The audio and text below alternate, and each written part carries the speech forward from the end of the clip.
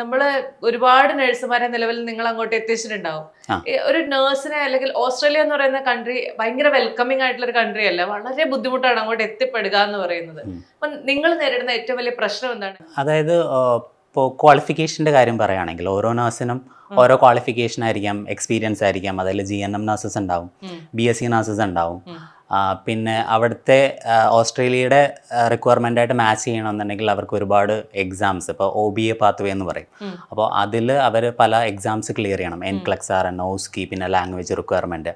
So ഇതൊക്കെ meet ചെയ്താൽ മാത്രമേ ഓസ്ട്രേലിയയിലോട്ട് എത്തിപ്പെടാനായിട്ട് പറ്റുള്ളൂ. അല്ലെങ്കിൽ നമ്മളവിടെ ഡയറക്റ്റ് ഒരു +2 കഴിഞ്ഞിട്ട് BSc നഴ്സിംഗ് പഠിക്കുക, അല്ലെങ്കിൽ BSc നഴ്സിംഗ് കഴിഞ്ഞിട്ട് MSc nursing leading to registration course പഠിക്കുക. അങ്ങനെയാണ് RN ആവാനായിട്ട് പറ്റുന്നത്.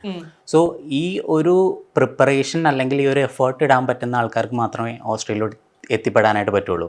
കാരണം ഈസി ആയിട്ട് ഓസ്ട്രേലിയയിലോട്ടുള്ള മൈഗ്രേഷൻ നമുക്ക് പോസിബിൾ അല്ല. ലൈക്ക് നമ്മൾ GCC കൺട്രീസിലോട്ട് മൈഗ്രേറ്റ് ചെയ്യുന്ന പോലെയോ അല്ലെങ്കിൽ ഈവൻ UK മൈഗ്രേറ്റ് ചെയ്യുന്ന പോലെ നമുക്ക് ഓസ്ട്രേലിയയിലോട്ട് മൈഗ്രേറ്റ് ചെയ്യാൻ പറ്റില്ല. കാരണം ഓസ്ട്രേലിയയുടെ സിസ്റ്റം അല്ലെങ്കിൽ റെഗുലേഷൻസ് കുറച്ച് സ്ട്രിക്റ്റ് ആണ്.